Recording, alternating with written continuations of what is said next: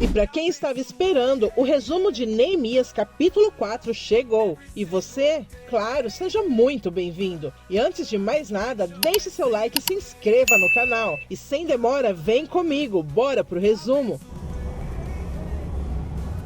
O capítulo começa com o exército já pronto para atacar em Jerusalém. Estão apenas aguardando a ordem de Sanbalate, e Neemias e os outros apostos esperando a invasão, desejando que os soldados do exército do rei estivessem ali. Porém, eles estão escoltando matéria-prima para as obras. Anoitece e Secanias chega e questiona Sanbalate sobre atacar o copeiro do rei, dizendo que ele tá maluco. O que dirá o rei quando descobrir que Sanbalate matou seu copeiro? Mas Sanbalate tem um plano. Diz que depois de tudo, ele mesmo irá a Suzã falar com o rei e dizer que Neemias rebelou-se contra as ordens do rei. E na tentativa de fazer seu povo livre do poderio da Pérsia, liderou uma rebelião contra Samaria e as demais cidades. E Sanbalate teve que usar a força para acabar com a rebelião. Secanias diz que isso não vai dar certo, mas quando Sanbalate oferece Jerusalém a ele, depois que tudo acabar, ele pondera e a coisa muda de figura. Enquanto eles ainda conversam, Baruque se aproxima de Secanias e diz que quer ir para casa. O demônio disfarçado de homem nega, diz que ele é seu escravo e como escravo dele deve ficar ali.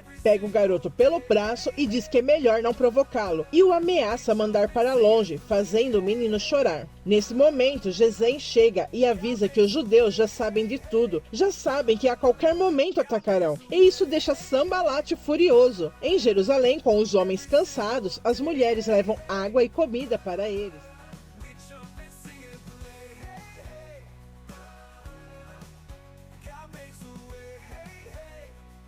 Samaria, Sanbalate insiste, diz que vão atacar assim mesmo. Mas Secanias é contra essa ideia, pois Neemias já deve ter avisado o rei. Então de nada adianta o plano de Sanbalate. Sanbalate ainda recebe a notícia de que os olheiros acabaram de informar que os soldados que vieram com Neemias já foram convocados. Tobias concorda com Secanias, diz que devem recuar e manda que os soldados voltem embora. O exército está dispensado. Isso deixa Sanbalate fervendo de raiva. Em Jerusalém, Zabai fala com Neemias, pergunta se ele não acha estranho eles não terem atacado ainda. Você me diz, Zabai, já que essa informação veio de vocês dois, diz Neemias olhando para Pérez também. Pérez diz que foi o próprio Sanbalate quem falou. Ele pensa que Pérez está do lado deles, mas não está. Quando Neemias pergunta o que Pérez fez para achar isso, Zabai diz que ainda não contou nada porque é problema dele e cabe somente a ele resolver. Pérez se oferece para descobrir o porquê deles não terem atacado ainda, mas Neemias diz que ele não vai até lá. E Zabai pede por favor para deixá-lo ir. Neemias diz ser muito perigoso, mas concorda então. Na manhã seguinte, com Pérez indo até Sanbalate, ele acaba se encontrando com Baruque. O menino feliz chama por ele e ele vai correndo ao seu encontro. Os dois se abraçam e Pérez diz que está com saudades dele. E foi nessa cena que eu tive certeza do que eu desconfiava. Eles são irmãos.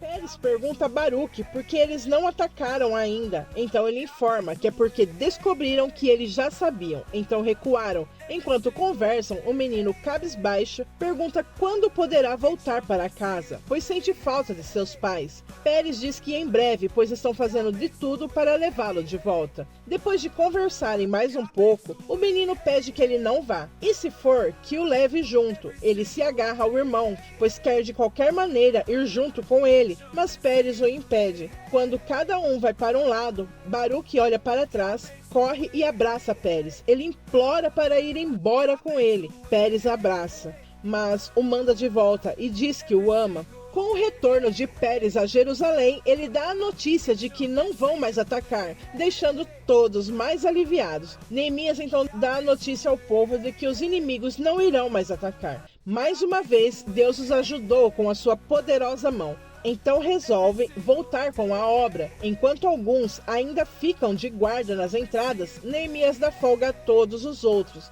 Diz que podem ir para suas casas descansar e retornarão às obras no outro dia.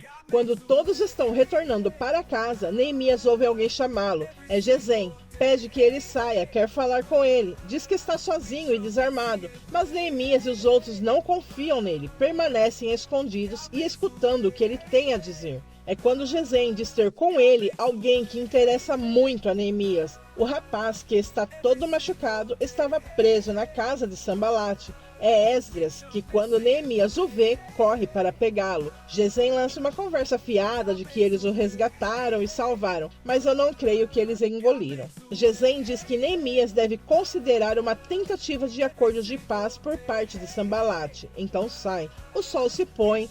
A noite é chegada. Em casa, Neemias e os outros conversam sobre Esdras. Ele está esgotado e cansado. Deu algo para a dor e o fez dormir. Neemias diz que a história de Gesem está muito mal contada e tem a impressão de que eles mesmos o mantiveram cativo. Quando Esdras acorda, Neemias vai ter com um amigo, que o cumprimenta feliz ao vê-lo. Na cena seguinte, Tirza e Zain conversam. Ela quer saber mais sobre Esdras, mas Zain não fala muito. Apenas diz que ele estava tentando fazer o que Neemias está tentando fazer: levar o povo de volta para Deus. Ela percebe ele meio estranho e ele diz que precisa se ausentar da cidade naquela mesma noite. Ele diz precisar ver o pai.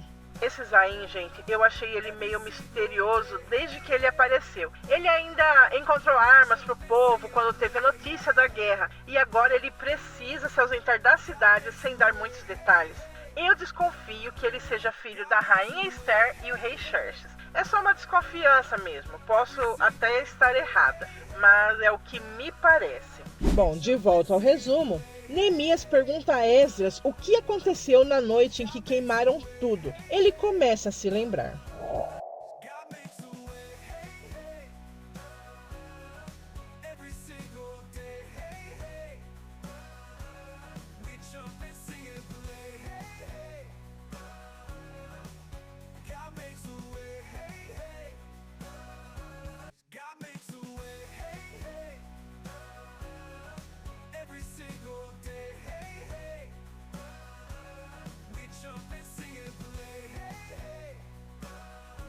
Esdras, para deixar Hana fugir com Mordecai, ele fica para trás e é capturado e espancado pelos invasores. Quando Neemias diz que vão fazer de tudo para encontrar Hana, Esdras diz que Mordecai vive com Hadassa, ou seja, a rainha Esther e seu marido, e eles não são achados a não ser que queiram ser achados. Xerxes tem seus contatos fora do palácio, então eles vivem se mudando de tempos em tempos, não permanecem em um só lugar.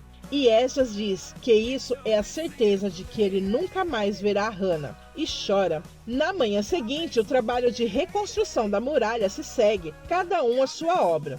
Os soldados persas chegam e eles ficam aliviados e felizes com o retorno deles. Daquele dia em diante, metade dos homens trabalhavam na obra e a outra metade empunhavam espadas, escudos, couraças, juntamente com os soldados. Os dias se seguiam e nem Neemias e nem os homens que trabalhavam tiravam nem mesmo a roupa para dormir. Dormiam com as espadas ao seu lado. Num certo dia, Pérez está seguindo para encontrar com Baruque e sua mãe o segue. Quando ele percebe que ela está ali, a manda voltar, mas ela diz que não vai e que ninguém impedirá ela de ver o filho novamente. E o capítulo termina com Baruque vendo a mãe, e ambos saem correndo para os braços um do outro, mas antes que isso aconteça, Secanias chega a cavalo, deixando a mãe de Pérez e Baruque desesperados. Baruque é capturado pelo filho de Tobias. Pérez até tenta correr para livrar o irmão, mas Secanias diz que não faria isso se fosse ele, e mostra Tirza, a irmã deles, amordaçada e amarrada. E este resumo termina aqui. Se você ficou até aqui, não saia sem dar o seu like.